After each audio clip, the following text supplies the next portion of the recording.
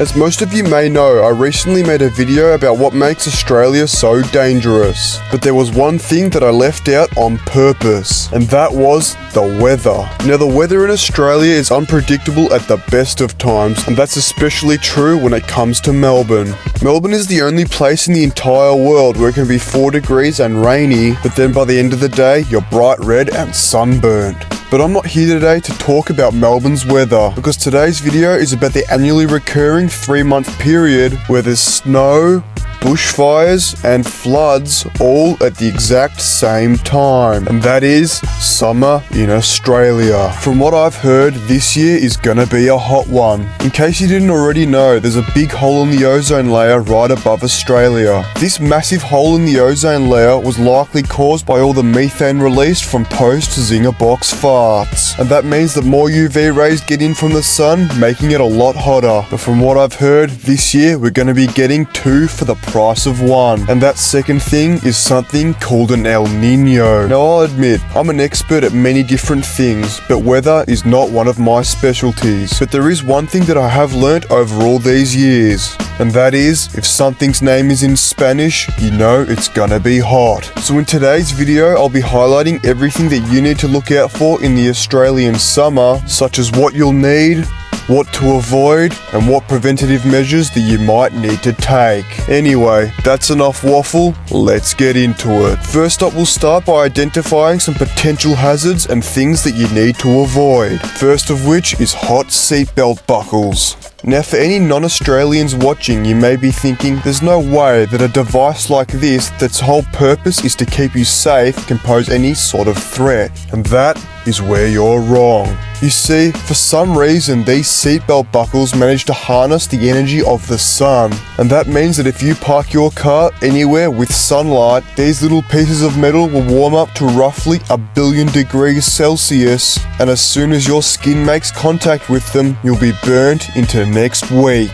This is such a prolific problem, and no car is safe, not even the prestigious AU Falcon. The first time I got invited to one of Mark Zuckerberg's yacht parties, I decided to drive, and for some reason I didn't even think of trying to find a shady spot to leave the AU Falcon for the day. So 3 days later, when it was time to head home, I went to put my seatbelt on and I was accidentally branded. But you see, hot seatbelt buckles aren't the only threat that come from the Australian summer heat. Another thing that is arguably just as dangerous is hot bitumen. Just like metal seatbelt buckles, hot bitumen somehow manages to harness the energy of the sun. And if you don't have the appropriate footwear, you could be in grave danger. In the summer of 2021, I walked down a street on a 35-degree day, and I made the fatal mistake of doing so barefoot. Now, this short 3-minute walk to go dump rubbish on the neighbour's front nature strip had massive repercussions.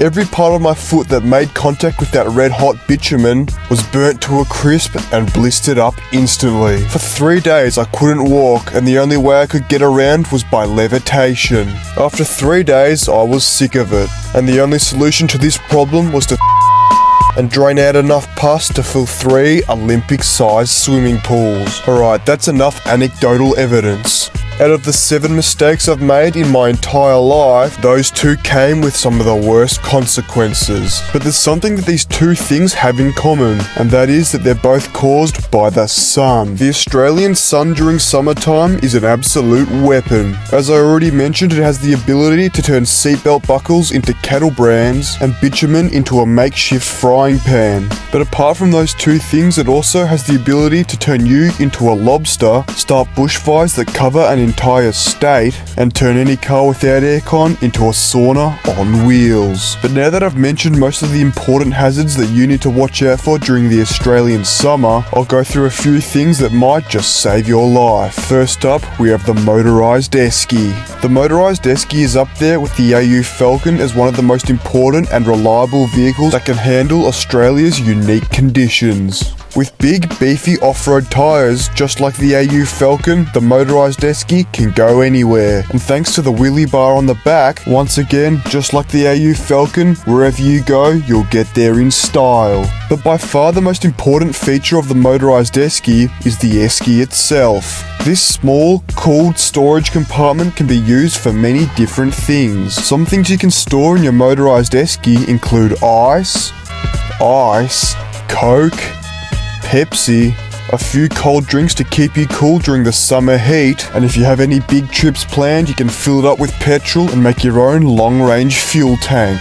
But not only is it one of the most practical vehicles available for purchase in Australia, it's also one of the best vehicles for running your own business. Some businesses that you can run while using a motorised esky include herb salesman, tilt tray stress tester, and my personal favourite, organ transplant transportation. The motorised esky is one of the most sought after vehicles for the Australian summer. It's more than capable of surviving some of the harshest conditions that you can come across during the Australian summer. Things such as extreme heat, bushfires, floods, you name it. The motorised esky can be configured to suit your needs. But unfortunately, there is 3 problems. Those being the lack of air conditioning, 1-seater capacity, and a top speed of only 20 kilometers per hour. But luckily, once again, I've found a solution to this problem.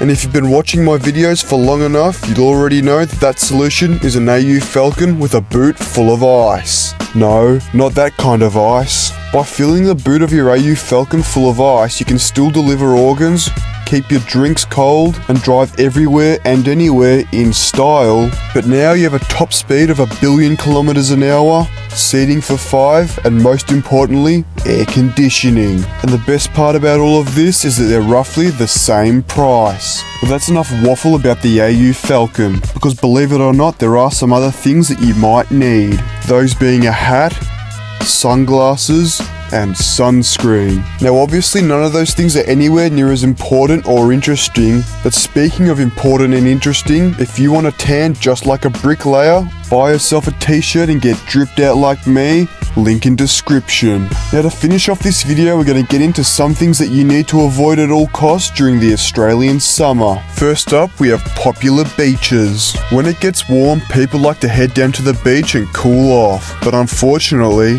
some of Australia's most avid beachgoers are old men in fluoro speedos. Now while these men usually don't pose any sort of threat, who on earth wants to see that? Next up, we have anywhere with trees and grass. Due to our politicians being idiots, it's highly likely that anywhere with trees and grass is going to end up in a bushfire inferno. So unless you have your motorised esky or AU Falcon on hand, stay clear. And finally, once again, the most important thing that you need to stay away from is the sun. Unless you slip, slop, slap and reapply every 5 minutes, wear 7 hats and 15 pairs of sunglasses while holding an umbrella, you're gonna get sunburnt and end up bright red. So unless you want to camouflage in the tomato section at Coles, stay away from the sunlight at all costs. So now that I've ruined your summer, it's time to end. If you enjoyed this video, make sure to like, subscribe, comment, and share if you'd like to hear more teachings from the prophet of Yorak Hunt. And if you enjoyed this video so much that you watched it right till the end, comment Zinger to let me know. And as always, a shout out to all the people who made a donation to the charity of my bank account. I've already spent it all on SPF 50+ and I still got sunburnt. Bruh.